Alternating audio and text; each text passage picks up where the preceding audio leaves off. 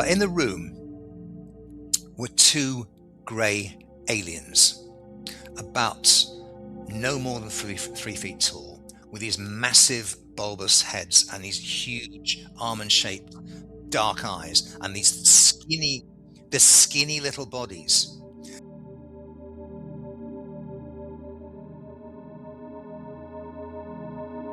But between the two of them was my father, who had died 3 years earlier in 2003.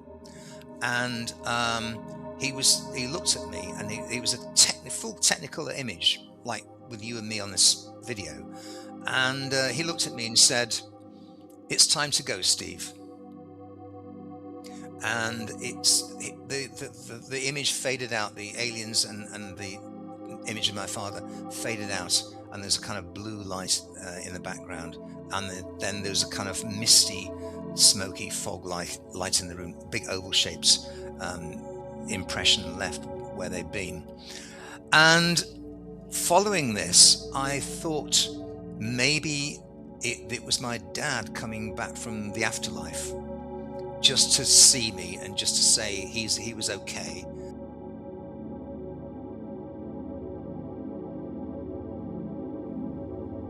Welcome to In Conversation With on Breaking the Silence.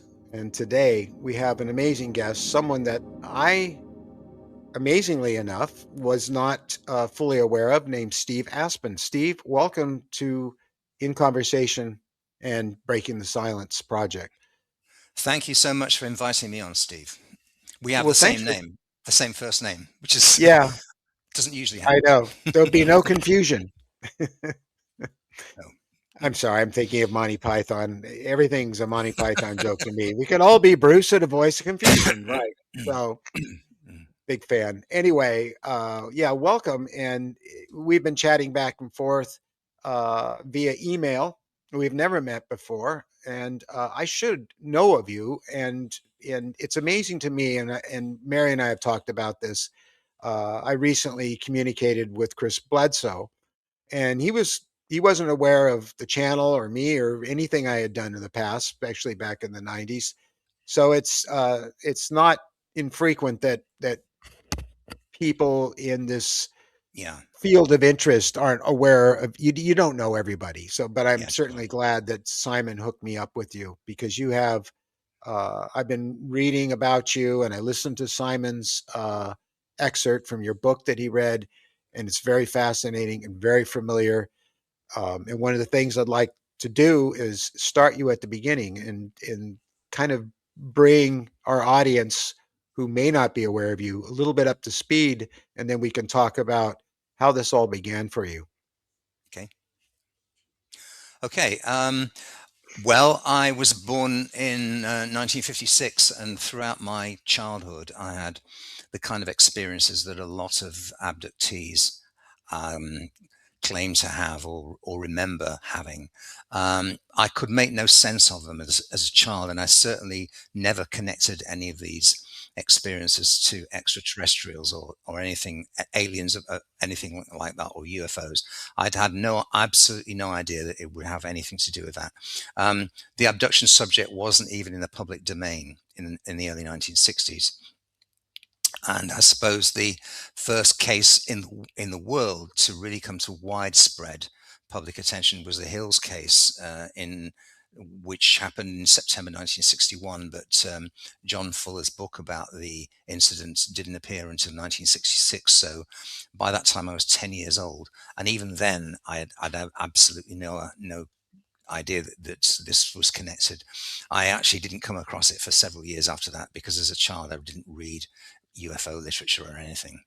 I had one of the earliest things I remember from these nighttime incidents, besides being paralyzed and being moved about, and I remember asking one of these creatures, which you can feel them talk to you in your mind, you can hear their voices in your head. I asked him, why am I undergoing this? Have I been chosen in some way? What have I done to deserve this? Because they weren't always very pleasant experiences. They were sometimes uncomfortable, and I certainly never invited or wanted them. um, complete paralysis, unable to move, and being under their control all the time. And they've got a certain smell about them as well, which is not bit musty. They're not very nice to be around. Um, and I just said, I don't think my school friends undergo this, or I don't think, neither do I think I'm the only one it ever happens to. Because I remember seeing other people in this situation, which probably was the inside of a UFO, but I didn't think in those terms at the time. Hmm. And he said that one of the tall ones, he said to me, "It's because of your mother and your grandmother and your great grandmother, and you're next." Now, at age 10, I could then make absolutely no sense of that. I had a kind of feeling that he wasn't he wasn't being untruthful. I had the kind of feeling is what he told me was absolutely 100% true, and that was the reason. And I had a vague feeling that about strong feeling about my mother being involved in this, and I saw my grandmother in my childhood quite rarely, because my father was an academic, and he was a school teacher, and then later a college lecturer, and then finally a professor at Liverpool University. So we moved around every couple of years for him to take up a new post. So we lived usually a couple of 100 miles from where my grandparents lived. Therefore, I didn't see her every weekend or anything. I just saw her in the school holidays. So the next time we visited them, I asked my grandmother um, about these nighttime experiences, very carefully explained to us, as a 10-year-old, you begin to get slightly self-conscious about your experiences, and you're not quite so eloquent as an infant would be. And she said, "Oh, Stevie, they're just the pixies. Don't worry, they'll always bring you back." She said, "They'll always bring you back." And she was born in 1908. She grew up in a farming community in West Yorkshire, and but so she would have been in 1920. She would have just been 12, and in those days, the governing paradigm for people who weren't particularly religious, they might have gone to church and got married in church and so forth. But the governing paradigm was about the fairy worlds, because being a farming community, there were crops and harvest to look after and so forth, and the fairies were a kind of thing that they expected, they believed in, that they were there. They would always say talk about the fairies somewhat jokingly. And the fact that she grew up with this paradigm of this was the pixies, the fairies, the little folk, nature spirits or whatever, that sort of Magonia type framing. Sure. She wouldn't have used that language. She obviously never read Passport to Magonia, but that would have been how she explained these experiences as a child. And I later learned that when she was about 7 years old, she went missing for an entire day. Nobody in the village could find her, and they all got together in the late afternoon when she'd been missing for several hours, and they'd been out searching for her, and they petitioned the fairies. I think they might have given gifts or something to bring her back to them. And she appeared walking across the field in the distance, and she had no idea where she'd been. She couldn't remember anything, but one thing that she had was she had a very scar right between this thumb and this finger, a straight line scar, and she had that for the rest of her life, and it happened on that day, and she had Huh. no memory of it, how it was acquired. So in the light of that, much later in my life, when I remembered these things and joined them up, that's obvious. It's obvious she was an abductee. She was in the program, as was my mother. And my mother So was my knew. Yeah, yeah, my grandfather as well. We talked about that. yeah. So I didn't actually, however, put it all together I'd read Communion in 1987 or 1988 because it was a very big seller throughout the English-speaking world, maybe in other markets as well, because Whitley had a very successful um, a, a publisher who had a very successful promotional program back then, and he was on in all the big talk shows. I mean, this was the age of the golden age of TV. Where you had four TV channels, three networks or something. Right. There was no internet in those days. There was no satellite TV in the 1980s, or it was very embryonic, very young. Almost nobody had cable or satellite in the early 80s or the mid 80s. But Whitley was in all the big talk shows. We had British equivalents of and Irish equivalents of Stephen Colbert and all these people who you have in the United States, and Jimmy Kimmel and so forth. And he was on Hmm. all them, one after the other, and so everybody got to know him and recognize this weird American guy who was Yeah. very carefully, softly spoken, and looked a bit He like is weird. looked like a geek, and he'd written Yeah. this book, which he was very apologetic about and very reserved about, but people found him nevertheless quite convincing, and so Communion was piled high in all the bookstores in the high street, and a big display of like 20 or 30 books, all the same Hmm. cover, staring out the window into the street. And everybody bought it and read it. And I bought it and read it. And I actually became utterly convinced that what he was describing was a real thing. He was describing real experiences. And these creatures he described were in some sense real. But was absolutely, I was so relieved that it had nothing to do with me personally. In retrospect, that's hilarious, but that's Yeah. how I felt at the time. I can't have anything to do with that. But I just had a very deep feeling that it was a real thing, and it was only in 2007, summer of 2007, that the penny dropped eventually, and it became more and more obvious to me that these alien abduction narratives that I'd seen on late night TV, in cable TV channels, back in 2007 and 2008, where the internet was a thing then, but um, it was still very small compared to what it is now. Completely Hmm. dominates our lives. In those days, cable TV was the thing. So I'd seen Nick Pope on a few of these late night TV shows about UFOs and so forth, because he'd just taken early retirement from the Ministry of Defence. I didn't know he'd just taken early retirement, but I knew he had worked for the Ministry of Defence. So I knew him, and I'd seen these shows about the alien abduction phenomenon, or sometimes just Hmm. a small segments in the UFO narrative, on the Discovery Channel, whatever.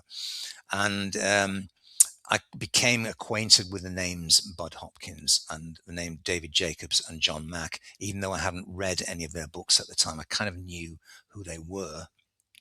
And in 2007, when I began to think, everything I've heard about this alien abduction thing sounds like it might be to do with me and mum, because she said to me, there's two people in our family, you and me. When I was a kid, she used to say this, or when I was a teenager, and we're involved in something that nobody else is involved in. And I just can't explain to you what it is, but it's real, it's physically real, and they come and go. Hmm. She referred to them as they, and she said, I know you're involved in it.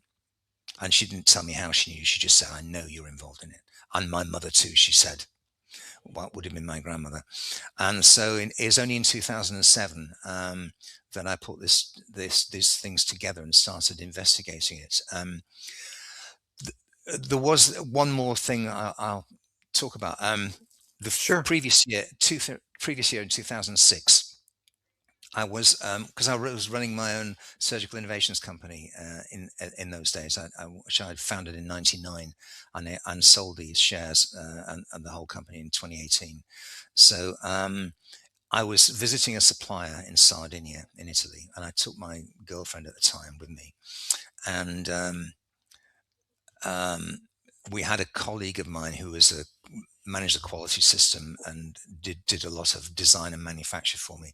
He was the Dutch guy, so the three of us were staying in a hotel, and we'd all decide we didn't get there. It was in a place called Bosa in the extreme northwest of Sardinia, and we Hmm. all three of us decided to get up at 7 o'clock in the morning, have a quick breakfast, and take my Dutch colleague to the local airport, which was a second airport in Sardinia. There's one at each end, to catch his flight back to Amsterdam, and we all overslept.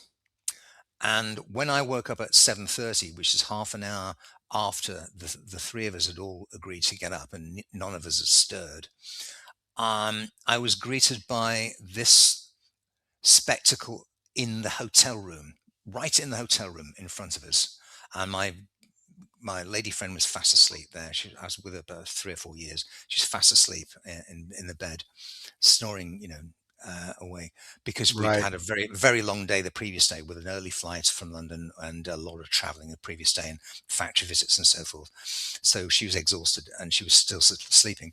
But in the room were two grey aliens, about no more than 3 feet tall, with these massive bulbous heads and these Right. huge They're almond-shaped dark eyes and these they're so tiny.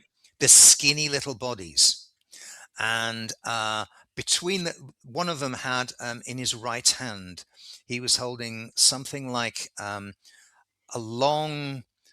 Do you remember those car aerials he had in the 1970s, where that's Sure. telescoped up and down so that you can put them down to wash the car and so Absolutely. forth?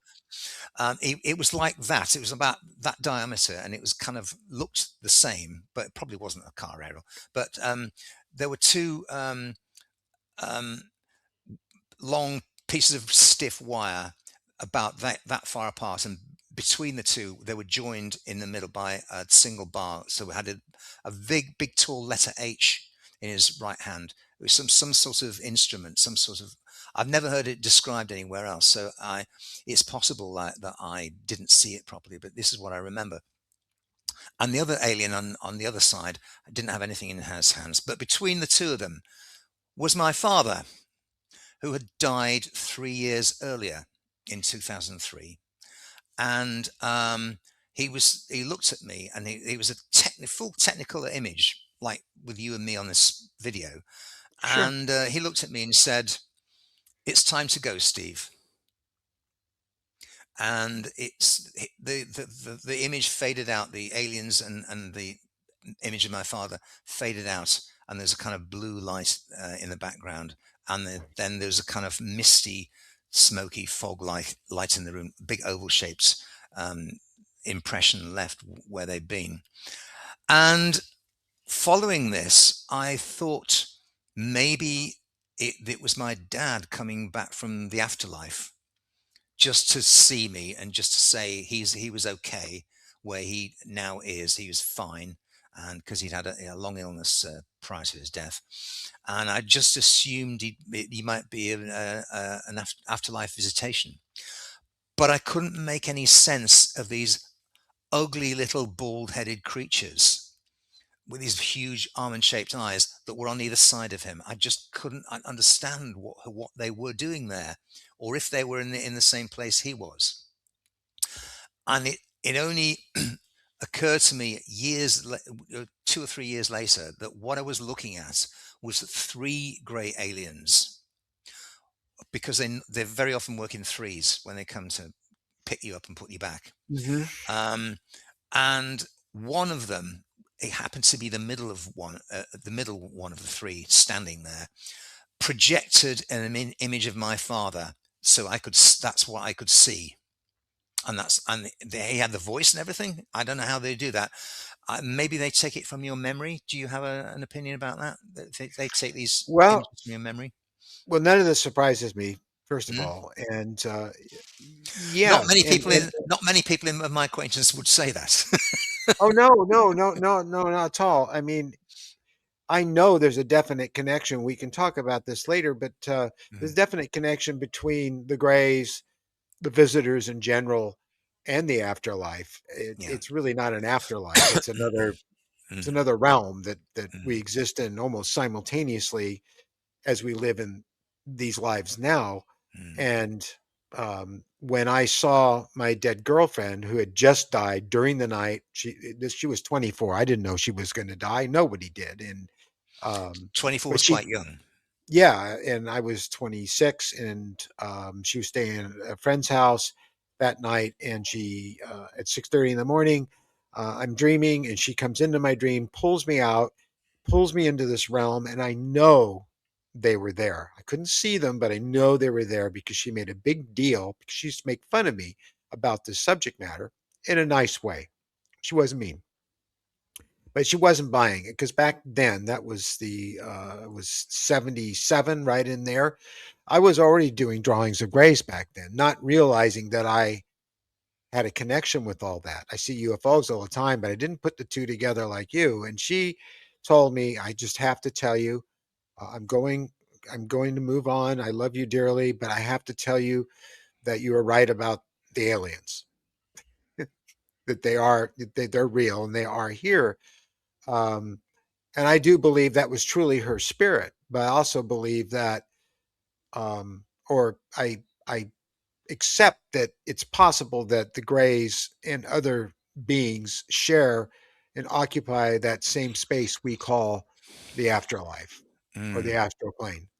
So, and I've heard it from people all the time. My mother, also, when she was a young girl, my grandmother answered the phone at night. But before that happened, my mother had seen her grandmother sitting on the edge of the bed. And she says, honey, I love you. I have to go. I love you so much. And then she just sort of disappeared. And then the phone rang. My mother shot up, from the sound of the phone. And she could hear her mom in the hallway breaking down into tears. And she comes in and says, your grandmother just died. And this runs in my family, and it runs in a lot of the people that we know and have been working with who have these experiences. yeah, They know about this too. So it's prevalent yeah. on our end here. So that's why I'm saying it doesn't surprise me. Mm. It might have very well been your father's spirit. Um, Well, it may have been. I think now. I think it was probably a memory put into my mind by these th- one of these three aliens because there's one other instance I have, which is not of my father but somebody else mhm.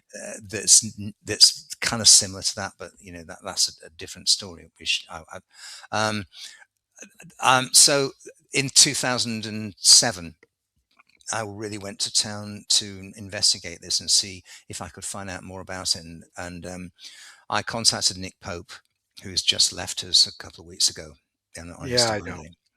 Um, I contacted him, and I assumed that I'd get a response from one of his staffers, because I thought he's still working at the MOD, and Yeah.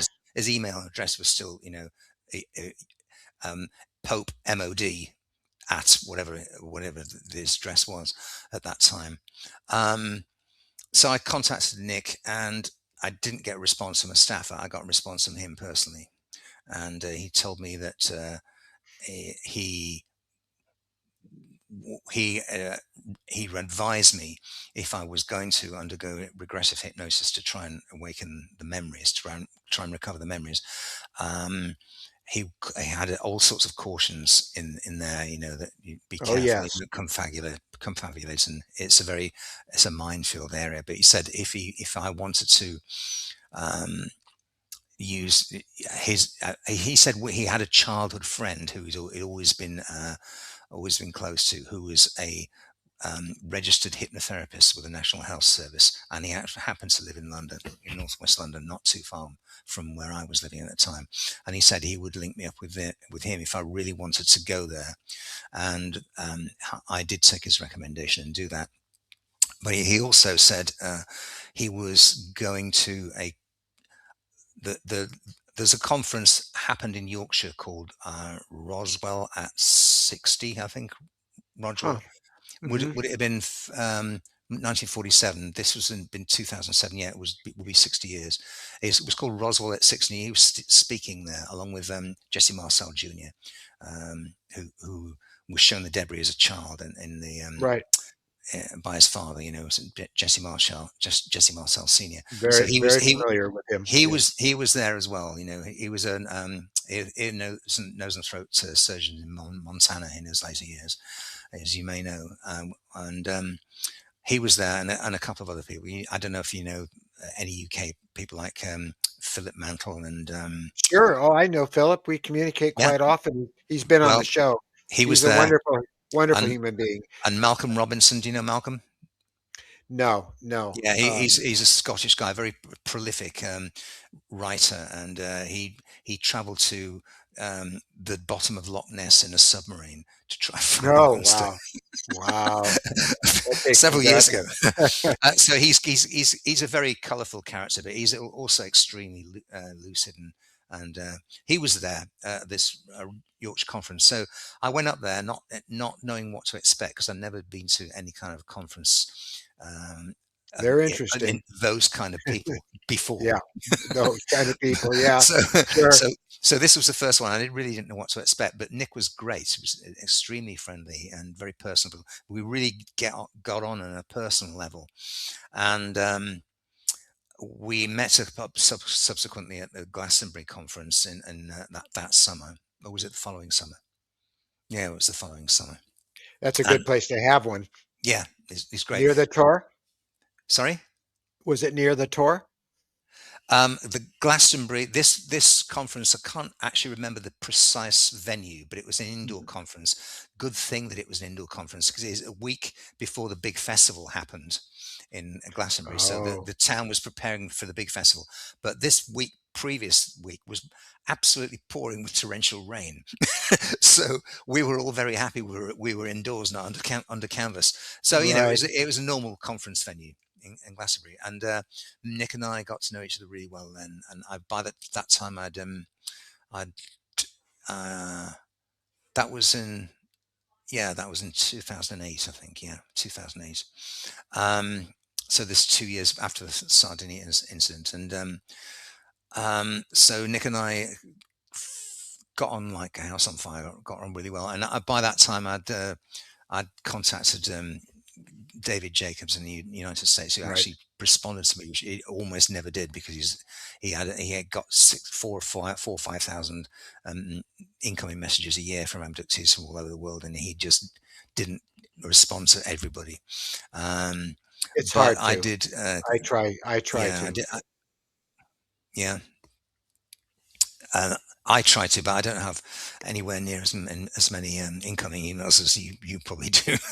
But Well, I have, a lot sometimes, especially it, after the publication of a book. when you're trying to do when it's just two people doing this entire channel and dealing with the correspondence and doing the shooting and the editing and everything else, it can be Yeah, difficult. But when people write to us, generally they're crying out, and they're human beings, and they need to be talked to and answered. yeah, And they as a do. result, we've They made do. some amazing friends, amazing, beautiful people. So Mm, I care about them very yeah, much.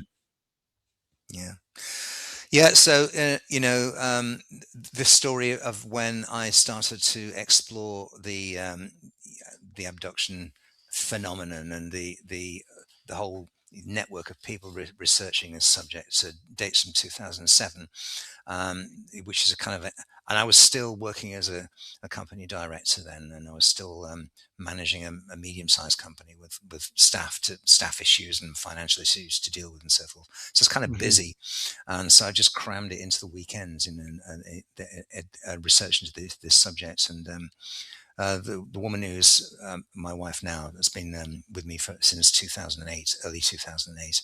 Um, we went to a number of conferences in the States. So you probably know Steve Bassett, do you, as well? Yes. Yeah.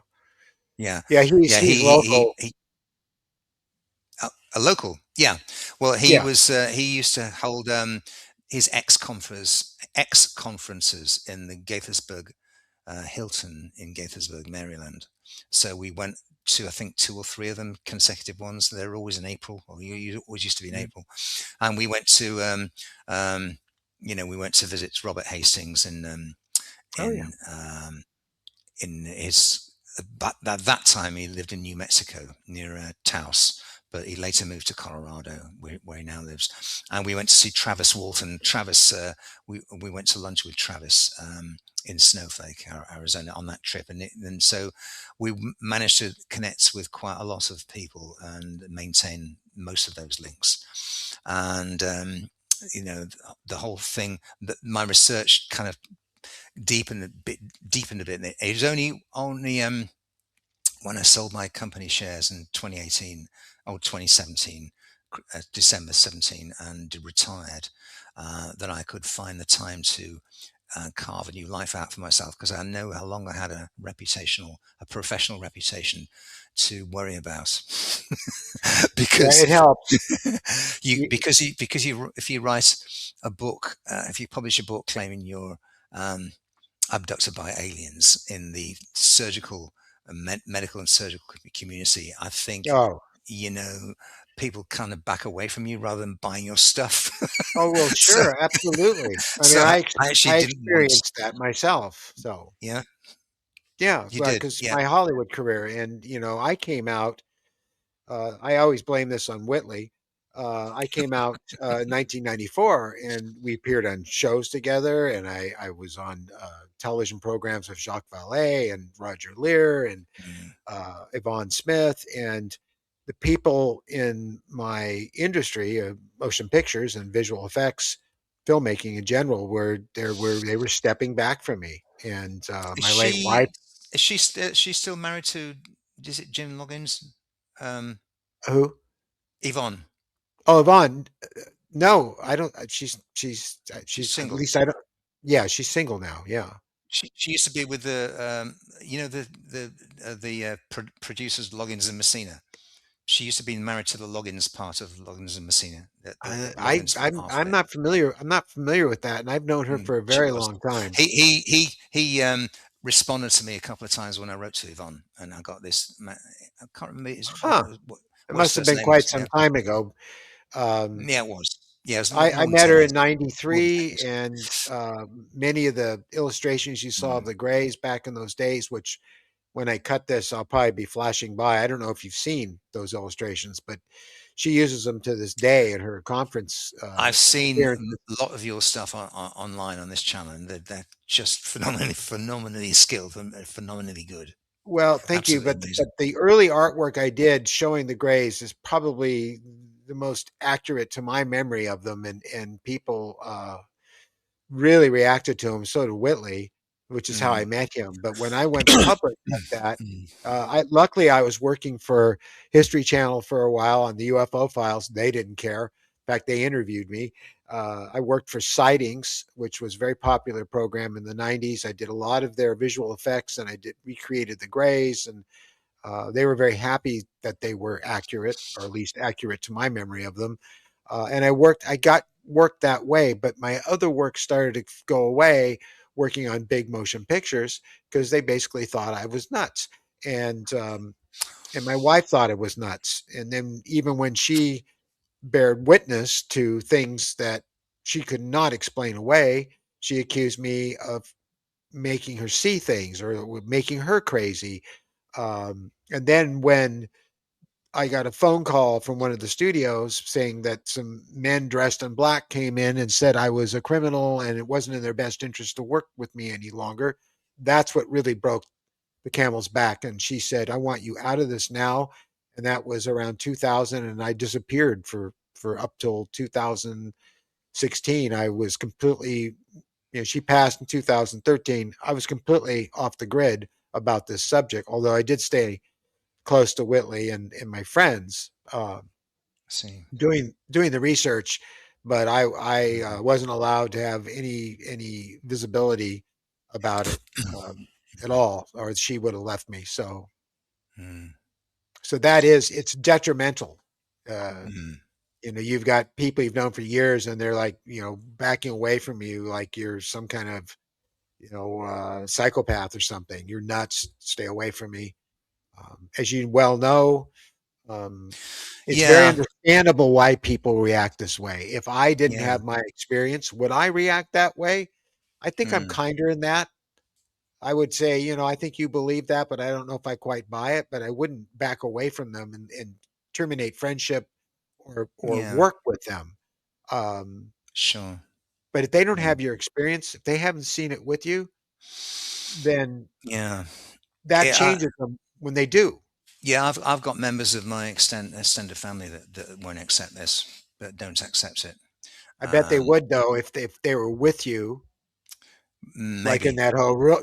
Well, yeah, because Oh, in I've the had hotel room. people. Yeah, Mm, I've had people yeah. with me when we've seen very spectacular UFOs, pretty Yeah. close up and personal, and Yeah. it was like a switch went off. They went entirely the other direction, and Do you then do they started you sending me stuff. do you attribute those sightings on those occasions to your abductee status, your connection to this thing? Yeah, I generally don't use the term abductee, but it's Experiencer, yeah, even that's not receiver. really something receiver, whatever. But yeah, it all's the same thing, really. Yeah. Yeah, I do because Steve, um, back when I was a kid, I used to see things in the sky all the time. And by the Mm. time I was in grammar school, I was going to the library and reading George Adamski books. Later on in '61, when the UFO incident came out, the book by Fowler about Barney and Betty Hill, I read that book, and there was Um, something yeah, there. you're talking about The the Interrupted Journey. interrupted journey. Yeah, That's by Fuller, Fuller. Yes. John Fuller. Yeah, When yeah. I read that, I at that point knew there was so much familiarity with it, I couldn't put my Mm, finger on it. And most of the things mm, I remembered when I was a kid, from the time I was about 6 years old on up, I remembered all that stuff. I didn't need hypnosis, but I mm, thought it was an overactive childhood imagination. I mm, never talked to my parents about this. And it wasn't until communion when I read that book, that's when it really became apparent to me that I've been avoiding connecting those memories with the UFOs I was seeing and seeing regularly, even up to that period of time when communion came out. mm. I had witnesses with me. We saw amazing, spectacular things. Um, I didn't make the real solid connection until communion, and I went, "Oh, I'm in trouble. I'm one of these people." Uh-oh, I'm in trouble. I'm one of these people. Yeah, That's a absolutely appropriate quote. You know, it's exactly um, what you feel when you think, "Oh my God, yeah, this yeah. this explains all everything that's been happening to me." But I'm When comfortable with it now. Yeah, exactly. You adjust to it, don't you? You adjust and accommodate it. Yeah, Um, I don't think we'd be the people we are and have the interests we have and the knowledge we have if we didn't have the experience. It's yeah, definitely I'm broadened our I'm consciousness. certain of that. I'm certain of that. Yeah. So in Um, that light, mm, I think it's a very positive thing, for mm, all the trials and tribulations and the gauntlets we've gone through. mm, For me, in the end, it's become something that I'm living in a different world than most human beings, and I like that world because that world mm, includes all of nature and the universe and the stars above, mm, and everyone else. It's kind of we get up, we go to work, we go to church, we have kids, and we die, and there's nothing after you die. It's over. I would not want to be one of those people. I mean, it's fine to have all those other things, but just to think that's what human life is, I know isn't correct. mm. That we're more than our physical selves. We are a Oh yeah. consciousness. Oh yeah. Yeah. Well, have you read Out of Time? Maybe. No, I haven't read Out of Time. I've got a stack of books I have to Yeah. go through, You. including Mike Yeah. Cleland's book. Yeah. What Mike Clelland's book, The Owl Yeah. Guy. The Owl Guy. Oh, yeah. He's been on the show twice, Yeah. and we know each other He's well. written the foreword to Simon Bound's new book. Yes, he did. I saw Mm, that. mm. Yeah, I'm very excited about that book. So Simon sent me a PDF copy of it, but I really want to get hold of the book Yeah. Me book. too. I love Me having a too. book in my hands, Yeah. and So you're not an ebook guy, an audiobook guy. No, but if I had to listen to an ebook, I'd want it to be Simon's because he is just he's He's got a lovely he's voice. he does, and I could listen to it Mm, all day long. And he tends to really draw me in like I'm reading a book.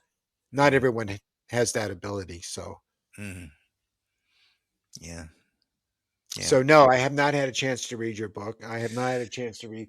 It's like I spend so much of my time right here. I'm in the edit bay right now. There's Mm. several computers and screens all around me, um, and It sounds like you have your time um, well taken up, well taken well, care I of. don't even know exactly why I'm doing this, except that it was Mary's idea after we saw Steven Spielberg's Encounters, the four-part series, that she came up with the idea that we could do this. We have a film studio, we have all the equipment, we have everything, and we don't need anybody's uh, budget. We don't need anybody financing this. We could allow people who have these experiences to come forward Hmm. without all this stuff that sticks to you when you go to mainstream media. Mainstream media wants to have skeptics, they want to have an opposing view, they want to be hard on you, they're judgmental. You basically they exploit you, and overall, that's what they do. So we wanted to offer a safe place for people to just tell their story without any of those Mm. things. And so, as Fantastic. you Yeah. know, we will shoot them on Yeah. film when we can get them to the studio and we make a very high Yeah. end film and we reenact their experience. But also, we will do it over the internet, and then we have the end conversation. Mm. And more, because we've been staying at it for the last 2 3 years. Mm. Um, we're developing a trust because so many of them are shy to come out of the closet because they don't know how they're going to be Yeah. treated. They may Yeah. not care about how the public or the family looks at them anymore because they've reached a point where they've had it. They want this off their chest. They've got to tell their story, which makes it very real. Mm. Um, and they're starting. We're getting lots of emails of people. I want to tell my story. I'm tired of waiting. I've got to. I got to tell people. I've got to get this off my chest. I don't care Yeah. if my kids think I'm crazy. I'm retired now, so let's go. Yeah. It's So odd, we. isn't it, that people reach that time of life and they just Yeah. have to come go. I don't mind a limited amount of public exposure so much.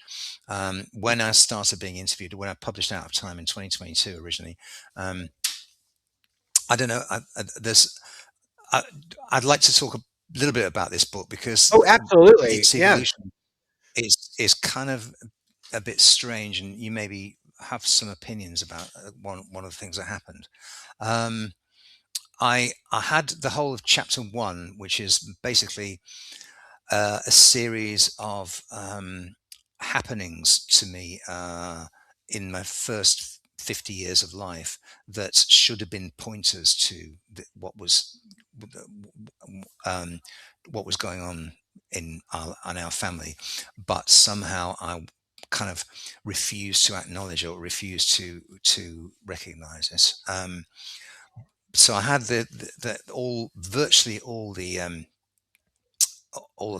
contents of chapter one, which people used to ask me at these conferences, um, how did you find out? Did you have experiences when you were younger? And there's several big markers. One marker happened when I was 16, when it was I had an encounter on a building site very early in the morning, which included a period of 2 hours and 15 minutes of missing time, being surrounded by flashing blue and indigo lights, and somebody telling me in my head that I wasn't going to remember anything, and the sight of a clear daylight sighting of a flying saucer about 100 Mhm. meters away, just about 20 or 30 feet off the ground.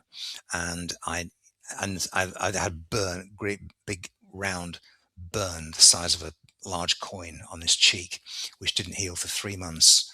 And when people ask me how I did it, what did I get it from, I never knew what to say. I just said, I can't remember. And it was just a ridiculous thing to say if you have a burn that large and that visible.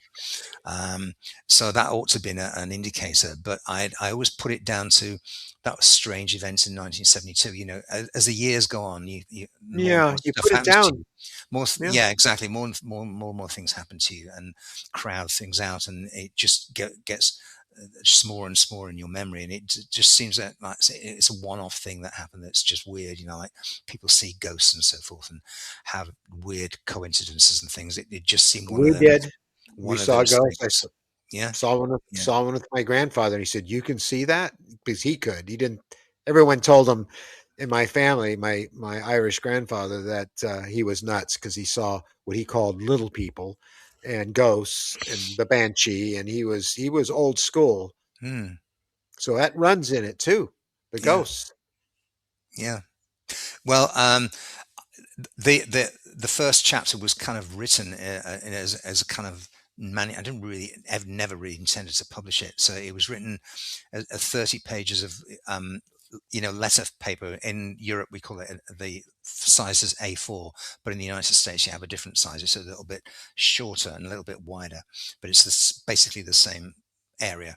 A letter, the thing you put in a printer and print off, that size.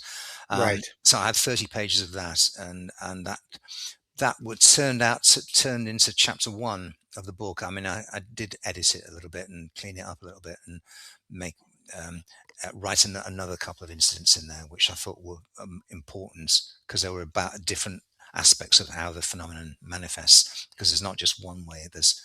There's all sorts of things that happen to abductees, which you're all. I realize you don't use or maybe like that term very much, but that's the term I use in the book. I'm okay with it. Um, yeah, and then the rest of it I wrote in 2022 between New Year's Day and the end of April, the last day of April, which is exact. I mean, it's virtually last day of April tomorrow. It is the last day of April tomorrow. So Yeah, it is. it's exactly 4 years since I finished it. Would finish the manuscript, writing the manuscript, and the rest of the chapters. There's 9 chapters. One is about a review of 7 historical abduction cases in the literature. Some of these people I've met, and some of them I haven't. Like the Allagash guys, I really don't know very well. No. And the Jordan Cowbell case, it's a very famous one. But so another chapter is about the program, which I identified it as a program because there's so many common themes that people report, and things like about telepathy, things about the paralysis, the way they can move you through walls and through the ceiling. Yeah, that's Through always a fun thing. Yeah, and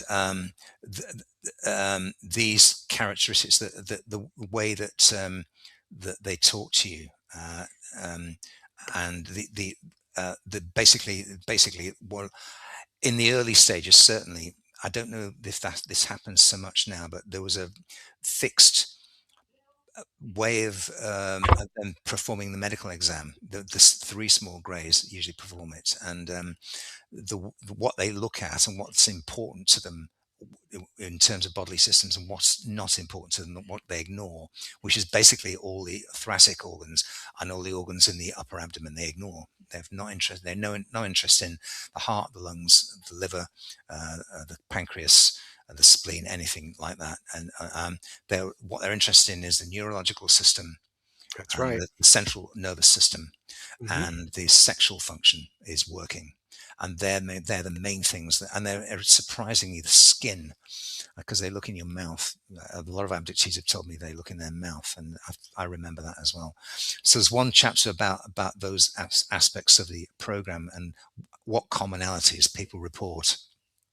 And there's another chapter about the history of the phenomenon and how it's been perceived in the popular media, and how the security services have looked at it and so forth. And there's a chapter on Bud Hopkins, who I befriended and spent a lot of one-on-one time with in the last 3 years of his life. So I've written quite a bit about that. And Leslie was with him at the time. You I probably know like that. Yeah, I like Bud very much. yeah. And you know Leslie? Do you know her?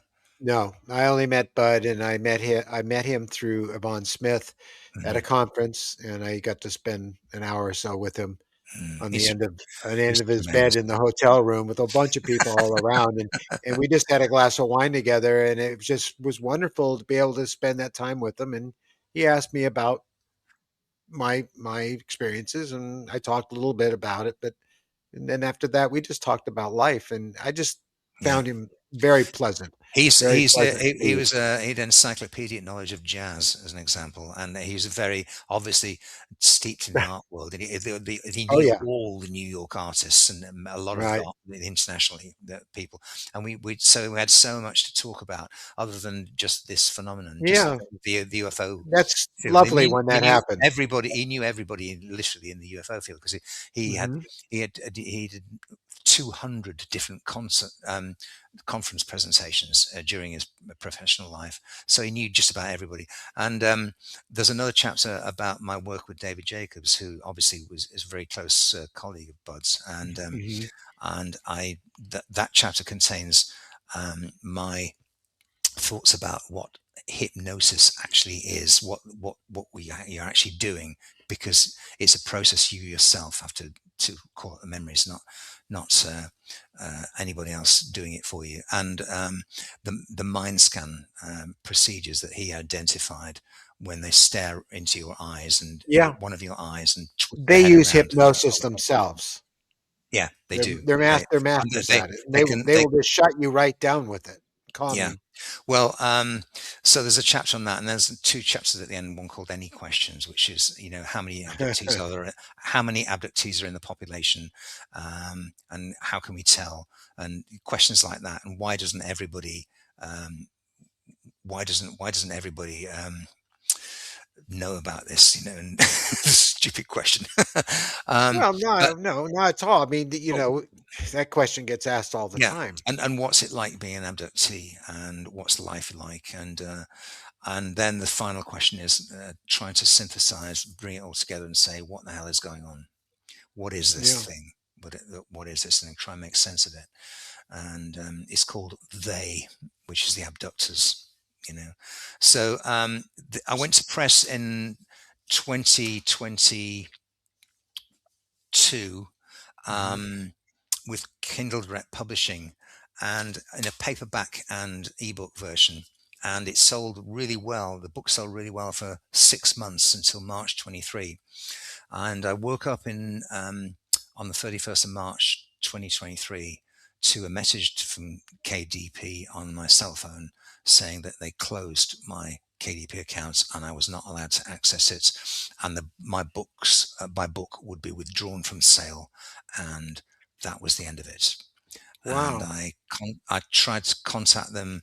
When you try and contact the Amazon organization, if you're not in the United States, you get through to somebody in the Philippines, and Yeah.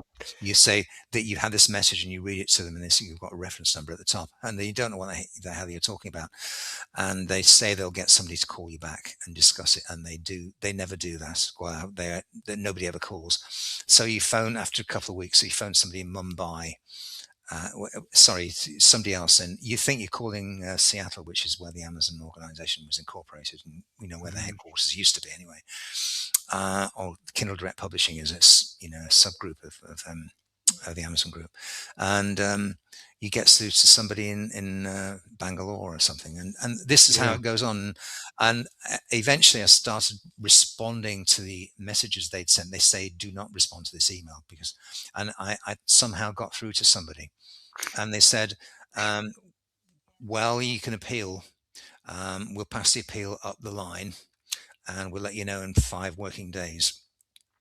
And after about 6 or 7 working days, I just got a message saying the decision would not be changed, would not be revoked, and they gave some bullshit reason that they said I had been associated with another Kindle Direct Publishing account, and this account to which I was allegedly associated, they wouldn't tell me any details about it, had apparently was guilty of content violations, and therefore they'd cancelled my account, and I was forbidden forever dealing with Kindle Direct Publishing again, ever.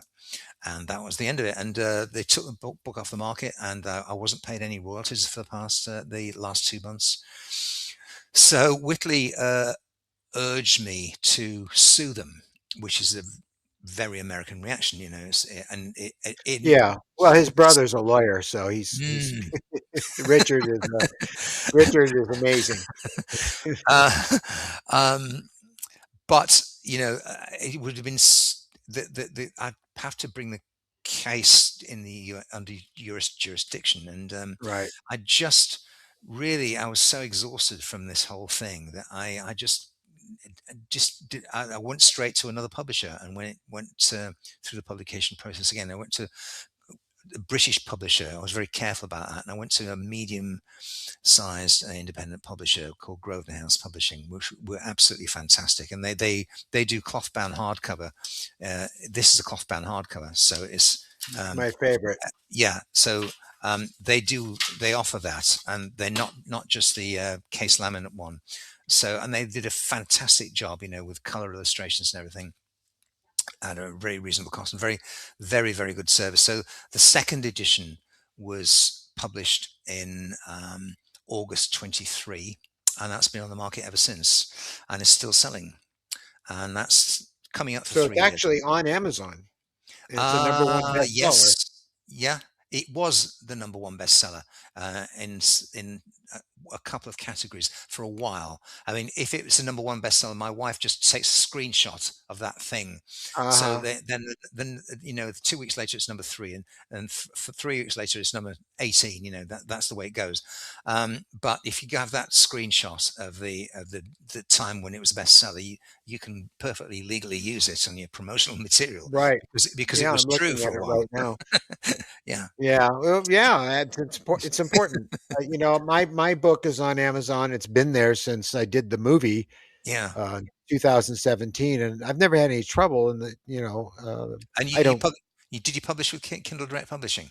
Well, no, I just went directly through Amazon, and then it's available on Kindle. Yeah. Um, But but Kindle Direct Publishing is the publishing company that publishes yeah, books, print books yeah. as well. So you did publish with them, yeah? What? No, I didn't. I just put it on Amazon, and Amazon also included it on Kindle, and I Okay. do get royalty from them. Okay. Okay. It's not Yeah. much. I Yeah. I don't really pay much attention to how much it is Sure. because I wrote the book just to share my experience from a Mm, personal point of view, from the time I was, in a crib all the way up to present day at that time. And then I mm. did a film called "But Something Is There," Yeah. which is not, you Wish I saw watched that it. Yeah. with Yeah. Whitley in it and Yeah. Yvonne's in it, Mm. and the It's a film it's did it's well. it's a it's a pretty good title, and I would never have Whitley, thought of that. the Whitley's. title? Yeah. Okay, well, I was at Whitley whenever he talks locally, he always tells me, and he says, "You can come if you wanna sit in the audience and make fun of me or make faces at me." So that's Heckle. exactly what I do. That's You it. can sit there. And but we were sitting there, and Mary and I are sitting there, and we had the film, and we didn't have a title for it, and it was bothering me. I had tried all different ones, and you know how that can be as Mm, a writer. And yeah. and I he do was know up how on it can be. stage. Yeah. He was up on stage, and he's talking to this group, and he's saying, I really can't define what this intelligence is, what the visitors are, but something is there. And Mary and I just turned and looked at each other and went, "Thanks, Whitley," and then we told him afterwards. And so it's really it's his fault that it got named that. I blame everything on him. Out of time, there was another book in print called with the same title, but it's a romantic novel by an English Mhm. author. Oh boy. It's kind of a bit trashy, and it's the Rolling Stones made a song in the 1960s titled "Out of Time." I don't know if you That's know right. that you're out of time, my baby, my sweet, sweet loving baby. Oh yes, of course. I'm a rock You're and out roller. of I time, know. my baby. Yep. But you can't copyright a book title. Nope. You can copyright text if somebody's quoting you, but you can't copyright a title. And so it can be multiply used for various people, in writing various books in various genres. Because this is a non-fiction book, and uh, I like, and the subtitle is the Intergenerational Abduction Program Explored, which we can see Right. there. I'll be Um, putting up Great, yeah, an yeah, image of the book clearly so yeah. they can see it. I have my magical ways of doing things.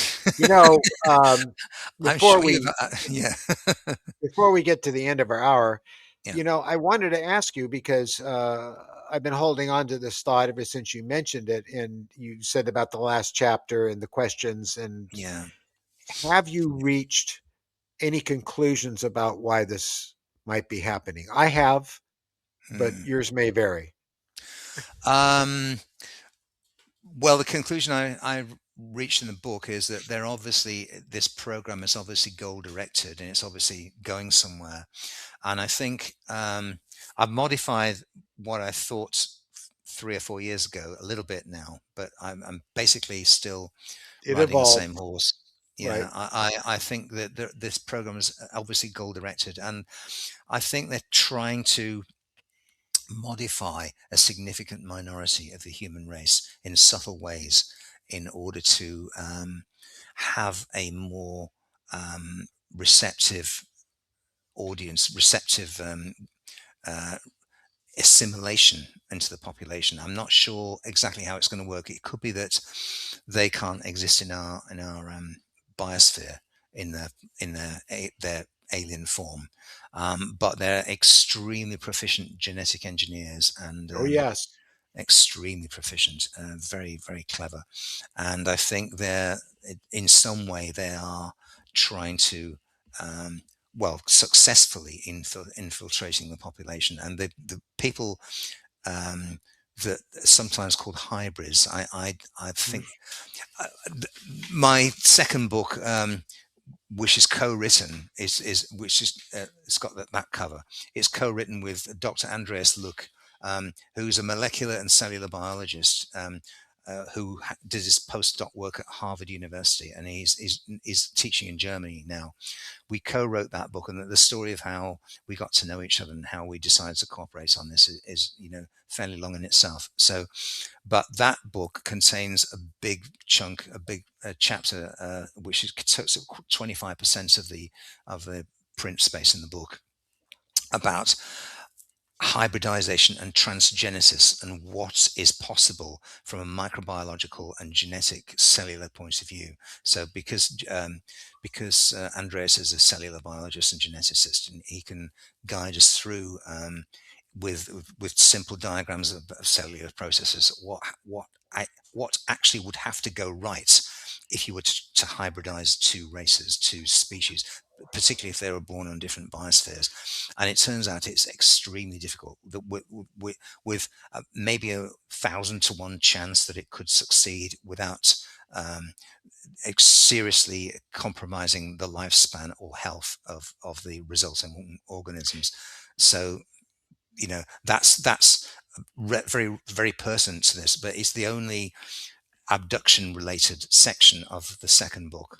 The other things we investigate in the second book are the Nazca mummies, um, and the biological data and CT scans and so forth that exist about them, and the Corey case. We'll go into the Corey case. You know Peter Corey or Bill Chalker or both of them.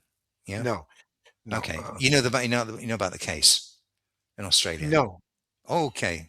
Well, I do know that we have a lot of people in our yeah. community that have these Mm. experiences that are in Australia and New Zealand. Yeah, Susie Peter Hansen being one of them. Peter found had an encounter with two alien females when he was convalescing from a physical attack, a physical assault in 1992, and he found immediately. When he woke up after this encounter, he was bursting to go to the bathroom, and he found two long, one 12-inches and one 8-inch long hair wound around his junk, as as Yeah. uh, James Falk calls it, because Mm, we were talking to James the other day on an interview, and they were analysed by the APIC group, the anomalous um, phenomena research group, whatever it is, and they Bill Chalker published a report, the a genetic biology report from this investigation into these two hairs in his 2005 book Hair of the Alien, and we reappraised that case too. So well, there's some crossovers in all sorts of ways with the first book, but because the contents is driven by my co-author because of his expertise in molecular biology and genetics, then it's not all about our abduction experiences. right. It's another Th- thing. Yeah. this process that you were talking about, it's a process of development that way in Yeah. hybridization of human Yes. beings has to happen over a very long period of time. Yeah. Generations, obviously. Sure, because Yeah. my grandfather was involved, my mother was involved, but she Yeah. denied it all through her life up to the Mm. last couple of years of her life when she finally we didn't talk for 18 years, and when we finally did, she says, "I saw That's you a with long that." time. Hmm? Yeah, well, we didn't like Mm. each other much, and there's a good reason for Mm. that, and there's bad reasons for it too, but in the end, we came together. But when we first started talking, she said, "I saw you with that Whitley Strieber," and I thought, "Oh boy, here we go." Because That Whitley she'd seen, Strieber. yeah, she had seen me on television many times, and I said, "Okay, Mom." She said, No, it's not like you think. I believe you." And then she went on to start talking about her most recent experience with my grandmother, which was quite amazing. And she described a dark disk in the sky. It was blotting out the stars and light coming down and shining on them on the porch and falling. The blue light fell them into the house, and then she blacked out. But she finally opened up. She knew all along, and I think my dad did too, because my grandfather told me so many stories about Ireland and the things he experienced there. And he was the laughing stock with my grandmother and my uncle. And and we saw ghosts together. We saw a UFO together. We saw a lot of things. And so he felt he could confide in me and tell me the things he experienced. And if you watched But Something Is There, you'll remember the story about the being in the churchyard. Yes. And so it's Yes. on both sides of my family.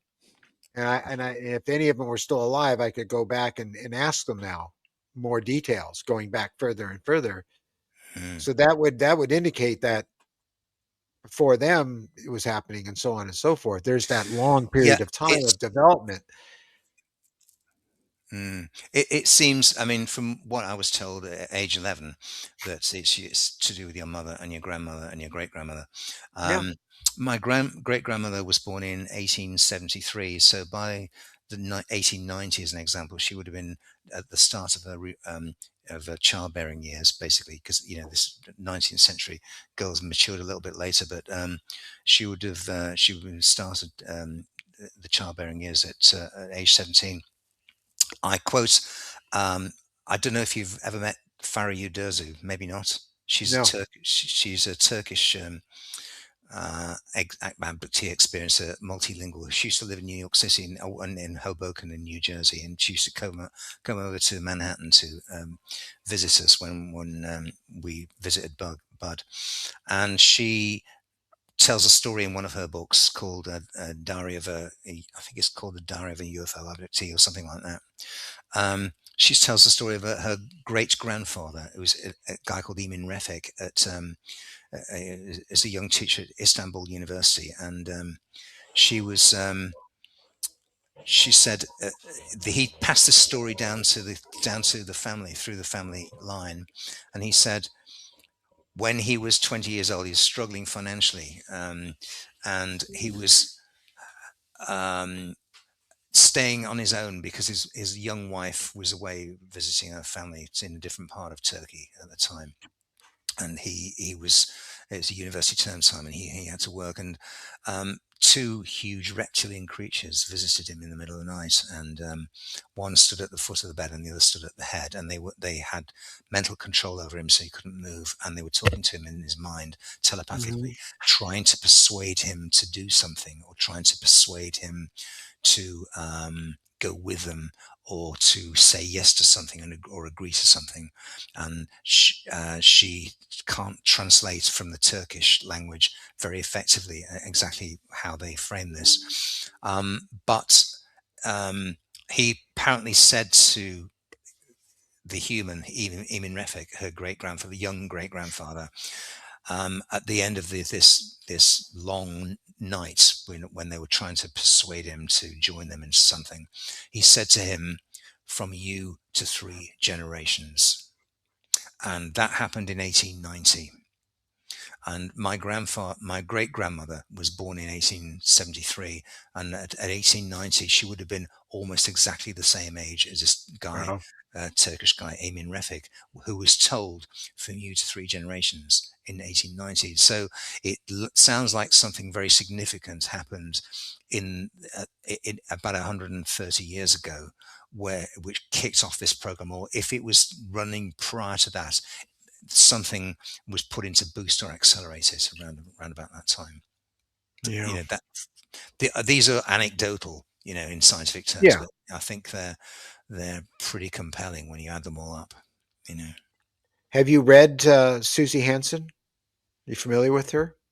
uh, I haven't read the books. No, who is she? I probably know She's of them, but she's I. from New Zealand. She's from New Zealand. She wrote The Dual Soul Connection, and basically, Mm, in a I nutshell, our same spirit, soul, if you will, whatever you like to call it, is being recycled back into yeah. human bodies from generation to generation Mm, to experience human life and development. And mm, I resonated with that because I was told at one time that I had agreed to do what I'm doing, and I always wondered, because I asked what gives you the right to do this, and they said, we have every right because you mm, agreed to this, and this is mm, something that you don't remember, but you will remember, and the short mm. one-liners that they give you.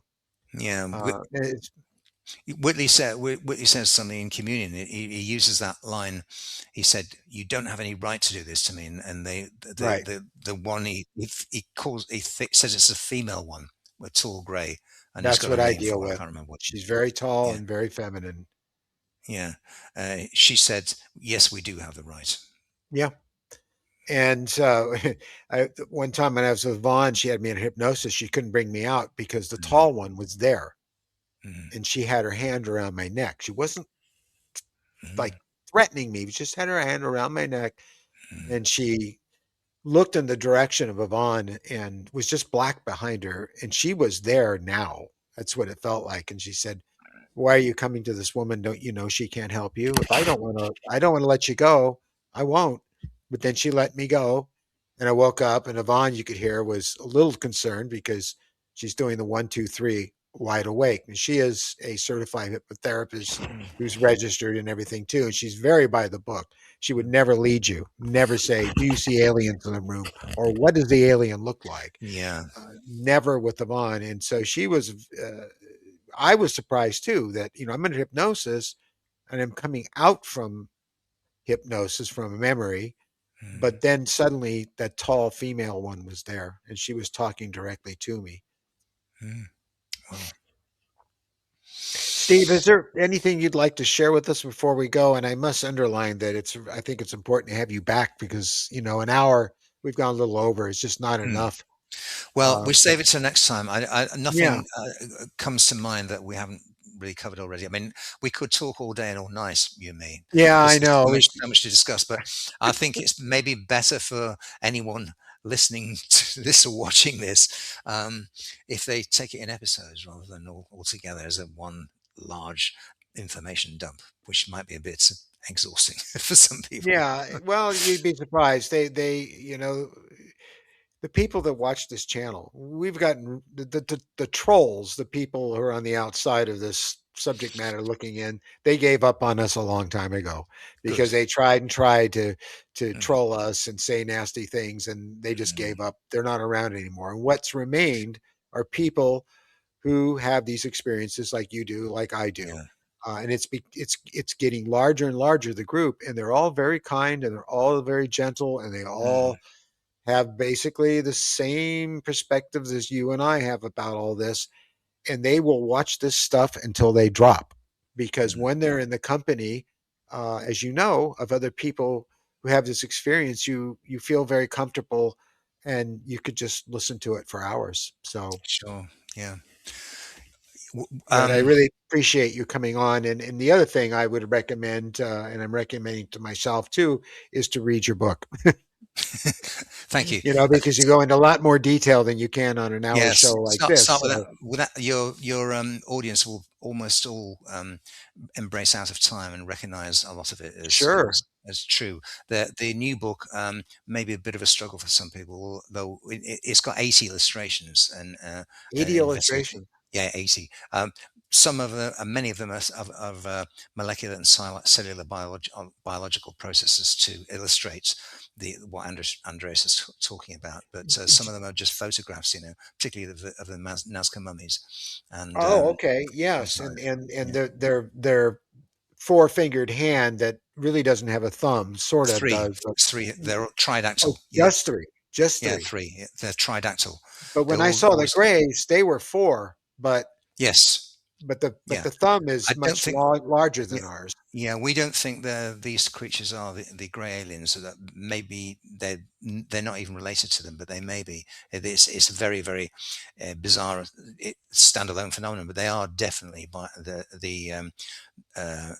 there were definitely biological creatures that walked and talked and moved about. And there's a lot of evidence in the public domain to Yeah. prove that that's exactly what they were. You know. Yeah, it's like crop circles. I mean, Yeah. I was looking at comments on Spielberg's latest trailer, number 4, on Yeah. the day of disclosure, which, another movie. I don't thinking much more about it, but Yeah. looking Mm, at the comments, one person wrote, "I can't believe Spielberg's got crop circles in it. This is the most proven faked phenomenon ever." And I just thought to myself, you poor person, mm, you're going on hearsay. You've never looked into it for yourself, because if you had, you would then mm, realize there was no way human beings could make those complex mm. structures and do it in the short period of time that they're done, and be able to bend the wheat the way it is and not, break it and all that. And they just, Well, you should never let facts get in the way of ideology.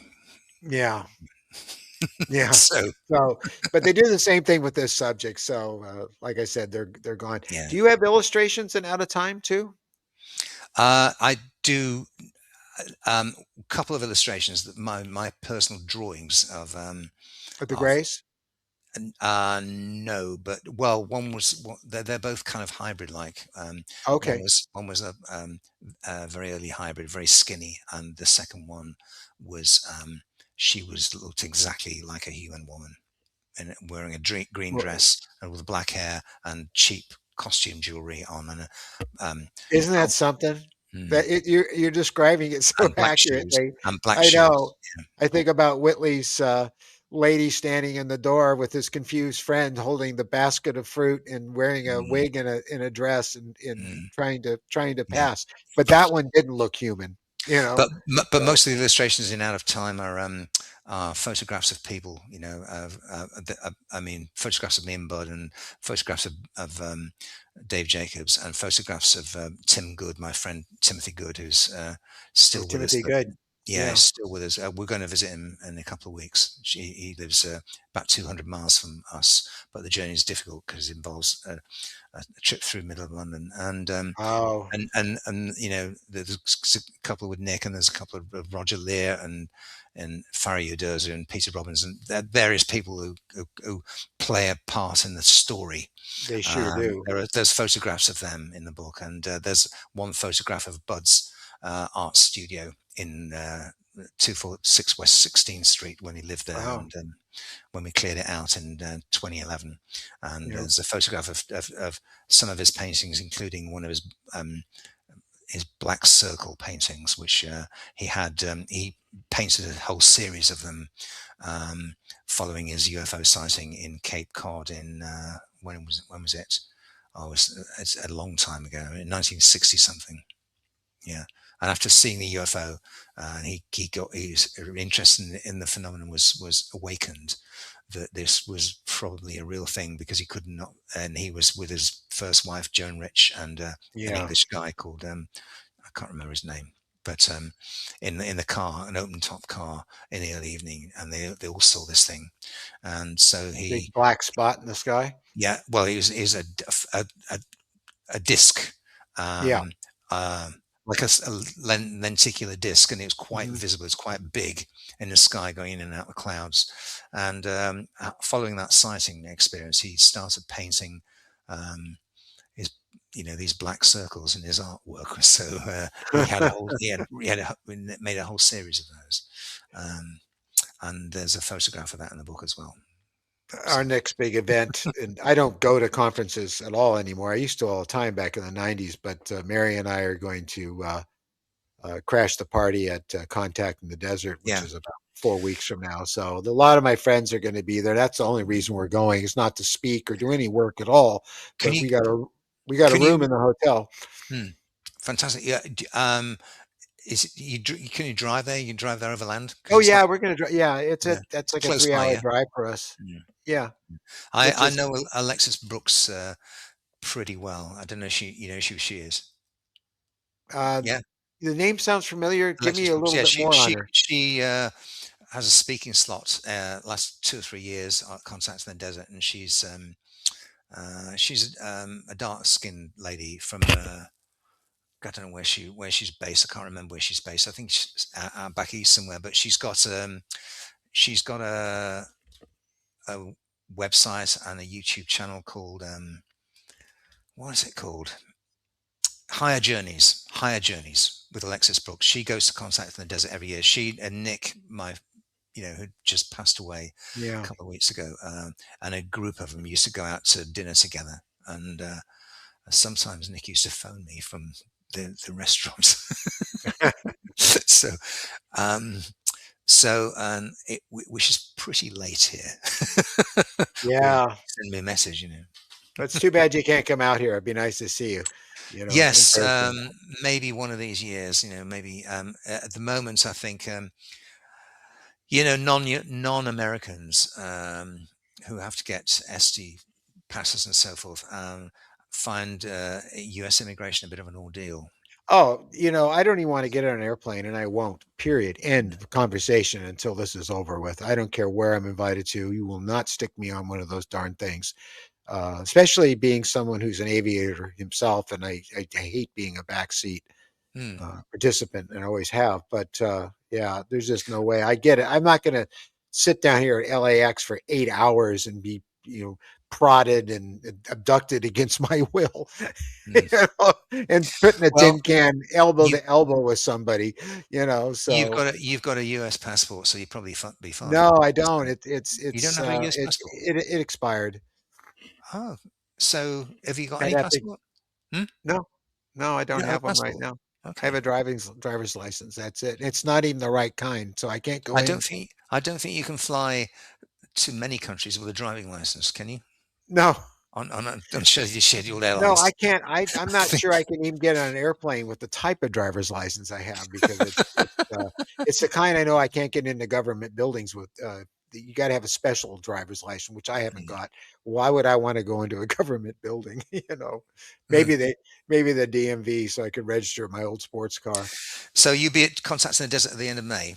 Yeah. Yeah, we're just gonna we got a room Yeah. there. We're gonna spend about 3 days there and visit with friends. And Mm. some of the people coming there are very, very well known as Yeah. experiencers or Sure. contactees Yeah. or They abductees, but they're not on the ticket they're because not on I the don't think ticket. the management I really haven't knows looked. I who's haven't who. looked at the speakers this year, but Yeah, last year there's usually people like George Knapp there, and yeah, oh yeah, all the Ross Coulthard goes, and all yeah. sorts of people. Gary Nolan goes, and um, Jack Valley is usually somewhere there.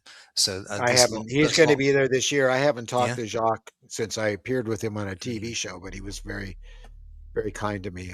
That I always remember. So, Yeah. Steve, thank you for being on the Hey. show. My goodness, we could Yeah. talk Thank all you for day. having me, Steve. Yeah, And we'll meet up again soon. I hope. So I hope so. Well, thank we'll you very stay in much. touch, that's for sure. And I'd like to have Yeah. you back in a couple of Mm. months or so, Mm. so we can talk more about this. Sure. And maybe Anytime. people will have time to read your book, and then they'll have some questions to ask you.